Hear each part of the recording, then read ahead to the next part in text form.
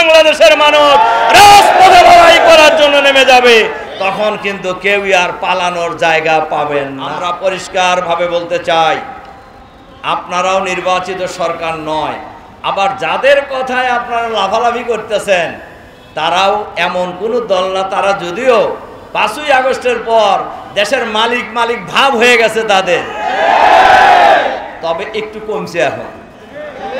ডাকসু, রাকসু, চাকসু আর জাকসু নির্বাচনের পর একটু ভাব কমছে না? একটি দলের অমতের কারণে এই প্রশাসন, এই সরকার, এই অন্তর্বর্তীকালীন সরকার সেই সিদ্ধান্ত বাস্তবায়ন করার ক্ষেত্রে বারবার গড়িমসি করছে বলেই জাতি আস্তে আস্তে সংকটের দিকে ধাবিত হচ্ছে।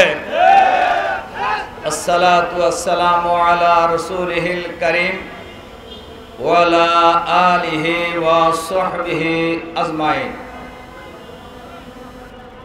বাংলাদেশ জামাত ইসলামের কেন্দ্র ঘোষিত কর্মসূচির অংশ হিসাবে ঢাকা মহানগরী দক্ষিণ জামাতের উদ্যোগে আয়োজিত আজকের এই বিশাল বিক্ষোভ সমাবেশের সম্মানিত সভাপতি, বাংলাদেশ জামাত ইসলামের কেন্দ্রীয় কর্ম পরিষদের অন্যতম সদস্য, ঢাকা 8 আসন অর্থাৎ যে জায়গায় দাঁড়িয়ে আমরা আজকের এই বিক্ষোভ সমাবেশ করেছি, এই অঞ্চলের জামাত মনোনীত আসন্ন জাতীয় সংসদ নির্বাচনে জামাত মনোনীত প্রার্থী ডক্টর অ্যাডভোকেট হেলাল উদ্দিন, সঞ্চালক ডক্টর মাসুদ সহ জাতীয় নেতৃবৃন্দ, মহানগরী নেতৃবৃন্দ, সাংবাদিক বন্ধুগণ, সংগ্রামী ভাই ও বন্ধুগণ, আসসালামু আলাইকুম ওয়া রাহমাতুল্লাহি ওয়া বারাকাতুহু।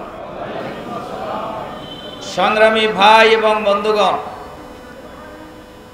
জুলাই বিপ্লবে প্রায় 2000 লোক জীবন দিয়েছেন, প্রায় 40,000 লোক আহত হয়েছেন, পঙ্গু হয়েছেন, চোখ হারিয়েছেন, কান হারিয়েছেন, পা হারিয়েছেন, হাত হারিয়েছেন, অনেকেই মানবতার জীবন যাপন করছে। এই ধরনের একটি গণ অভ্যুত্থানের পর আবার দাবি আদায়ের জন্য রাজপথে নামতে হবে, এটা বাংলাদেশের মানুষ কোনো সময় আশা করে নাই। ডক্টর ইউনূস সাহেব ক্ষমতায় আসার পরেই উনি জাতির উদ্দেশ্যে যে ভাষণ দিয়েছিলেন, সেই ভাষণেই তিনি বলেছিলেন সংবিধানের মৌলিক সংস্কার তিনি করবেন, গণহত্যার বিচার করবেন, ফ্যাসিবাদের দোসর সরকারের ভিতরে বাইরে যারা আছে তাদেরকে চিহ্নিত করে গ্রেফতার করবেন, দুর্নীতির মাধ্যমে পাচারকৃত টাকা ফেরত আনবেন, দুর্নীতিবাজদের চিহ্নিত করে বিচারের মুখোমুখি করবেন।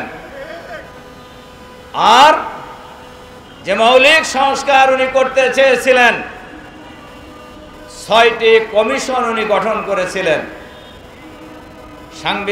সংবিধান সংস্কার কমিশন, নির্বাচন সংস্কার কমিশন, পুলিশ সংস্কার কমিশন সহ 6টি কমিশন সরকারের পক্ষ থেকে গঠন করা হয়েছে এবং সেই কমিটিগুলি দীর্ঘদিন ধরে এই দেশের লক্ষ কোটি টাকা খরচ করে কাজ করছেন। এই কমিশন কাজ করার পর জুলাই সনদের স্বাক্ষরও ইতিমধ্যেই হয়ে গিয়েছে। এরপরেও কেন আন্দোলন করতে হচ্ছে বাংলাদেশের মানুষকে, কেন আন্দোলন করতে হচ্ছে আমাদেরকে? এর প্রধান কারণ আমি বলবো ডক্টর ইউনূসের সরকার। কারণ জাতির কাছে দেওয়া প্রতিশ্রুতি, জাতির কাছে দেওয়া অঙ্গীকার তারা পূরণ করতে ব্যর্থ হচ্ছেন। এর কারণ এই সরকার কোনো জনগণের নির্বাচিত সরকার নয়। এই সরকার গঠিত হয়েছে গণ অভ্যুত্থান পরবর্তী জনগণের অভিপ্রায়ের ভিত্তিতে গঠিত সরকার। এই সরকার কোনো দলীয় সরকার নয়। এই সরকার কোনো দলের পক্ষে কাজ করবেন এইটাও জনগণ আশা করে না। কিন্তু আমরা লক্ষ্য করছি সকল দল ঐক্যমত পোষণ করলেও একটি দলের অমতের কারণে এই প্রশাসন, এই সরকার, এই অন্তর্বর্তীকালীন সরকার সেই সিদ্ধান্ত বাস্তবায়ন করার ক্ষেত্রে বারবার গড়িমসি করছে বলেই জাতি আস্তে আস্তে সংকটের দিকে ধাবিত হচ্ছে। এজন্য আমরা এই সরকারের কাছে আহ্বান জানাতে চাই, অবিলম্বে জুলাই সনদ যেটা স্বাক্ষর হয়েছে, এই জুলাই সনদ বাস্তবায়নের জন্য অবিলম্বে নভেম্বরের মধ্যেই গণভোট দিতে হবে। বাংলাদেশের ইতিহাসে এর আগেও গণভোট হয়েছে 3 বার, কিন্তু কোন সময় জাতীয় নির্বাচন আর গণভোট একসাথে হয় নাই। এবার কেন একসাথে হওয়ার প্রশ্ন এসেছে? এর প্রধান কারণই হলো নির্বাচনকে প্রশ্নবিদ্ধ করা, নির্বাচন নিয়ে মানুষের মধ্যে সংশয় তৈরি হওয়া। এ কারণেই গণভোটের একদিনে গণভোট এবং জাতীয় সংসদ নির্বাচনের কথা কেউ কেউ বলছেন, আর সরকার বাহাদুর চুপচাপ আছেন। আমরা পরিষ্কারভাবে বলতে চাই, আপনারাও নির্বাচিত সরকার নয়। আবার যাদের কথায় আপনারা লাফালাফি করতেছেন তারাও এমন কোনো দল না। তারা যদিও 5ই আগস্টের পর দেশের মালিক ভাব হয়ে গেছে তাদের, তবে একটু কমছে এখন। ডাকসু, রাকসু, চাকসু আর জাকসু নির্বাচনের পর একটু ভাব কমছে না? সংগ্রামী ভাই এবং বন্ধুগণ, আমরা বলি জনগণ যদি তাদেরকে ভোট দেয় আমাদের কোনো আপত্তি নাই, তারা সরকার চালাবে। কিন্তু ভোটের আগেই নিজেরা সরকার ভাব, এই ভাব বাংলাদেশের জনগণ মেনে নেবে না। তার কারণ এখন যে সরকার আছে, সরকারকে বলবো, জুলাই বিপ্লব যে হয়েছে এটা কোনো দলের নেতৃত্বে হয় নাই, এটা কোনো নেতার নেতৃত্বেও হয় নাই। এই জুলাই বিপ্লব হয়েছে ঢাকা বিশ্ববিদ্যালয়ের ছাত্ররাই আন্দোলন শুরু করেছে কোটা সংস্কারের দাবিতে।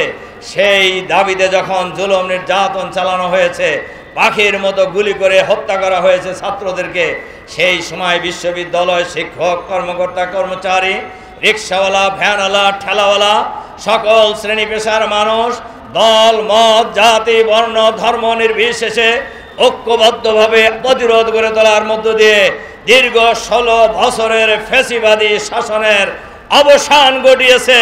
ফ্যাসিবাদী সরকার পদত্যাগ করে মামুর বাড়ি পালিয়ে যেতে বাধ্য হয়েছে। কিন্তু ওই জনগণ এখন আছে না নাই? সুতরাং সরকারকেও বুঝতে হবে, সব দলকেও বুঝতে হবে, এই জনগণ এখনো আছে। শহীদ হয়েছে মাত্র 2000, আহত পঙ্গু হয়েছে মাত্র 40,000, আর বাকি কোটি কোটি মানুষ এখনো জীবিত আছে না? কোন ফ্যাসিবাদের বিরুদ্ধে অতীতে যেমন বাংলাদেশের মানুষ ঐক্যবদ্ধ প্রতিরোধ গড়ে তুলেছে, আবার যদি কেউ ফ্যাসিবাদ কায়েম করতে চায় তাহলে সেই ফ্যাসিবাদের বিরুদ্ধেও বাংলাদেশের মানুষ ঐক্যবদ্ধ প্রতিরোধ গড়ে তোলার জন্য প্রস্তুত আছে। কাজেই এ কথা কারোরই ভোলা উচিত নয়। এই দেশ কারোর বাপেরও না, কোনো পরিবারেরও না। এই দেশ হলো বাংলাদেশের 18 কোটি মানুষের দেশ। এই দেশ 18 কোটি মানুষের দেশ। এই দেশ কিভাবে পরিচালিত হবে এটা নির্ধারণ করবে বাংলাদেশের 18 কোটি মানুষ। আর সরকারের কাছে আমরা বলবো, আইন শৃঙ্খলা পরিস্থিতি উন্নত করার জন্য জুলাই বিপ্লব হয়েছে, এখনো আমাদের বোনেরা ধর্ষিত হচ্ছে বাংলাদেশের গ্রামে গঞ্জে। জুলাই বিপ্লব হয়েছে, এখনো মিটিংয়ে বাধা দেওয়া হচ্ছে। জুলাই বিপ্লব হয়েছে, এখনো দলীয়করণের ভূত সরকারের মধ্য থেকে যায় নাই। আমাদের ডক্টর মাসুদ বলেছেন, এক সময় দলকানা লোকেরা প্রশাসনে ছিল, সেই দলকানা লোকদের পরিণতি কি হয়েছে এটা আপনাদের জানেন, পুলিশ কর্মকর্তারাও জানেন, সিভিল প্রশাসনের লোকেরাও জানেন তারা কোন দুরবস্থায় আছে। আবারও যদি এই দলীয়করণের চিন্তায় আপনারা ব্যস্ত হয়ে যান, আমাদের কাছে খবর আছে কোনো জেলার ডিসি কোনো সিদ্ধান্ত নেওয়ার আগে ওই জেলার এক নেতাকে জিজ্ঞাসা করে, সবাই চাপ দিতেছে আমি এখন কি করব। তা আপনার তো ডিসি থাকাই উচিত না, আপনার ডিসি থাকা উচিত নয়, আপনার সচিব থাকার যোগ্যতা নেই, আপনার উপদেষ্টা থাকার কোনো অধিকার নেই। আপনারা দলবাজি করার জন্য এখানে এসেছেন। দলবাজি করলে আমাদের মতো রাজপথে নেমে আসেন।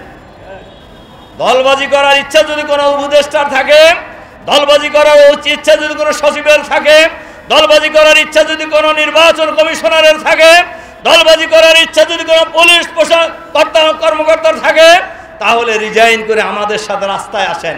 কত বড় বাহাদুর আপনি, কত পাকা রাজনীতিবিদ, তখন আমরা দেখাবো। কিন্তু সরকারের অফিসে থেকে একটা দলের পক্ষে কাজ করবেন আর বাংলাদেশের মানুষ বসে বসে আঙ্গুল চুষবে, এটা মনে করার কোনো কারণ নেই। বাংলাদেশের মানুষ এখন যথেষ্ট সচেতন, সবারই বোঝা উচিত। ঢাকা বিশ্ববিদ্যালয় নির্বাচনের আগে একজন টকশোতে একজন সিনিয়র নেতাকে জিজ্ঞাসা করছেন যে ভাই আর 3 দিন পরে তো, মানে উপস্থাপক জিজ্ঞাসা করছেন যার 3 দিন পরে তো ডাকসু নির্বাচন, কি বুঝতেছেন? কেন? ছাত্রদল পূর্ণ প্যানেলে বিজয়ী হবে। মানে কি বাহাদুরি ভাব দেখছেন না? এরপরে বলছে যে কেন আপনারা কিভাবে বুঝলেন যে ভোট তো এখনো হয় নাই, কেমনে বুঝলেন যে পূর্ণ প্যানেল বিজয়ী হবে? ছাত্রদল ছাড়া মানুষ আর কাক ভোট দিবে? মানে কি জমিদারি ভাব আর কি, মানে মানুষ বাধ্য ওনাদেরকে ভোট দিতে। ওই দিন শেষ হয়ে গেছে ভাইরা আমার, ওই দিন বাংলাদেশে আর নাই। ওই দিন ভুলে যান, ওই দিন ভুলে যান, ভুলে যান, ভুলে যান, ভুল করবেন। টের পান নাই আপনারা? রাজশাহী বিশ্ববিদ্যালয়ের ছাত্র দলের ভিপি ভোট পাইছে 3000 আর শিবিরের ভিপি ভোট পাইছে 12,500। আপনারা টের পাইতেছেন না? বাংলাদেশের মানুষ আগামী জাতীয় সংসদ নির্বাচনে এরকম একটা নীরব ভোট বিপ্লব করবে ইনশাআল্লাহ। এজন্য আমরা সরকারের কাছে আহ্বান জানাতে চাই, অবিলম্বে লেভেল প্লেইং ফিল্ড তৈরি করুন, সবার অধিকার নিশ্চিত করুন, আইন শৃঙ্খলা পরিস্থিতির উন্নতি করুন এবং দলীয়করণের ব্যাপারে সতর্ক হয়ে যান। অবশ্যই দলীয়করণের ব্যাপারে সতর্ক হতে হবে, নইলে স্বৈরাচারী ফ্যাসিবাদী প্রশাসনের বিরুদ্ধে বাংলাদেশের জনগণ যেভাবে রাজপথে ঐক্যবদ্ধ লড়াই করেছে, আপনাদের বিরুদ্ধে আগামী দিনে বাংলাদেশের মানুষ রাজপথে লড়াই করার জন্য নেমে যাবে। তখন কিন্তু কেউই আর পালানোর জায়গা পাবেন না। এজন্য আসুন আমরা আগামী দিনে জুলাই সনদের বাস্তবায়নের জন্য নভেম্বরের মধ্যে জাতীয় সংসদ নির্বাচন দিতে হবে, গণভোট দিতে হবে। নভেম্বরের মধ্যেই গণভোট দিতে হবে। গণভোটের ভিত্তিতে, জুলাই সনদের ভিত্তিতেই আগামী মধ্য ফেব্রুয়ারি জাতীয় সংসদ নির্বাচন নিশ্চিত করতে হবে। লেভেল প্লেইং ফিল্ড তৈরি করতে হবে, গণহত্যার বিচার দ্রুত শেষ করতে হবে, আইন শৃঙ্খলা পরিস্থিতির উন্নতি করতে হবে, প্রশাসনকে নিরপেক্ষ ভূমিকা পালন করতে হবে। এই দাবি যদি করানো হয়, আমাদের যে আন্দোলন চলছে, এই আন্দোলন চলতেই থাকবে আগামী দিনে ইনশাআল্লাহ। এই আন্দোলন কেউ ঠেকাতে পারবেন না। সেই আহ্বান জানিয়ে প্রশাসনকে নিরপেক্ষ, সরকারকে নিরপেক্ষ ভূমিকা পালন করার আহ্বান জানিয়ে আমার বক্তব্য এখানে শেষ করছি। আল্লাহ হাফেজ। বাংলাদেশ জিন্দাবাদ, বাংলাদেশ জামাত ইসলামী জিন্দাবাদ। আসসালামু আলাইকুম।